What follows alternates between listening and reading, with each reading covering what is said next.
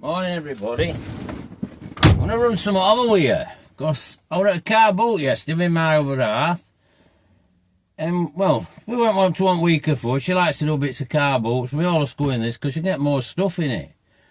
So we're at this car boat, and this young, I'm saying, well, younger now, I bet he was 20. I might have been 20, you know, and he come up and he's looking at car and he goes, oh, that's something like Vin Diesel would drive.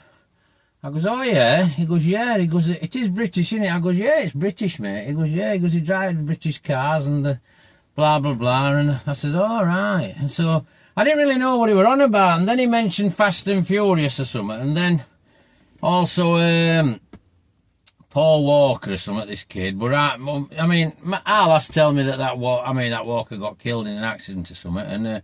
And she were on about who that Vin Diesel is. In fact, he came round twice. And I just thought to myself, oh, so, I mean, is that reason for call for evidence? Because they're all going to modify cars to, like, match film, which I suppose makes sense, because it's like older cars that are brought up to date, and I know they put bigger wheels on, stuff like that. I mean, it's not sort of stuff I do, but I carry most of the stuff. But, now, is this reason for declining them? Or, you know, because they're probably now, they are like becoming a fashion item. So if they're a fashion item, they're probably modified to how people want them. You know, that could be possibly the case. And, well, it would it got me pondering a bit. I mean, there were loads of other people who come in admiring car for what it was and stuff like that. But also, I mean, obviously another issue, as I've said loads of times to you before, it's people who drive these cars are old now, because people say, oh, I went in that with my dad, blah, blah, blah, and these people are older than me. So, you know, so age is obviously coming on, you know, and it's if they're interested in a classic to buy one. But this, like I said, this lad with this Fast and Furious thing, I thought, well, that does make sense, and that's what you tend to see some modified stuff at shows, you know, your Corsairs with the wheels banded, Cortinas. I mean, I know we ain't got all that, like in a film over here, but it is like how it is.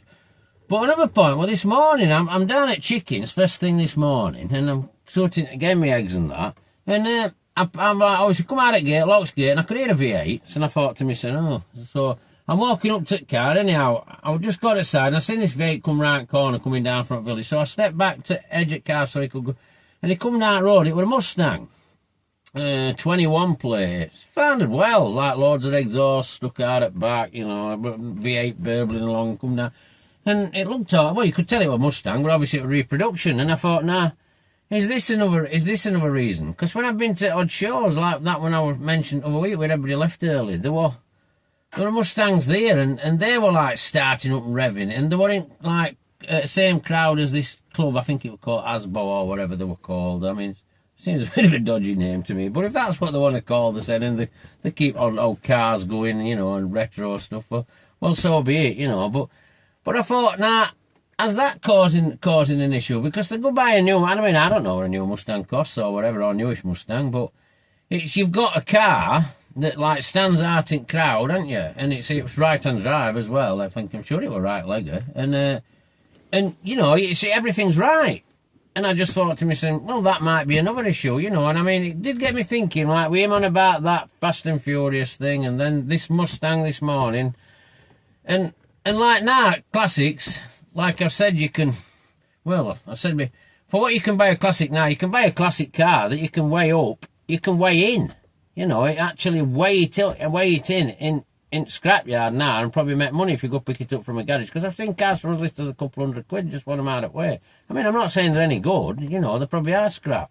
And then you can probably buy a car for cost her a couple of weeks' work in a workshop that you'd be able to use a classic. You know, you see, I mean, you're seeing classics like £3 and £4 grand and stuff like that, and well, and you're probably on road. They're probably usable. I mean, how good they are and how reliable they are might be another matter. But what that's what I'm saying, and it's only cost her a few weeks' work. So that's probably where it decline's coming in industry. That everybody seems to be denying is coming, but it is here, because if you look at auction houses and everything, I mean, now a lot of auction houses aren't even taking cars because they've got that many they can't sell, that they can't get cars in to sell.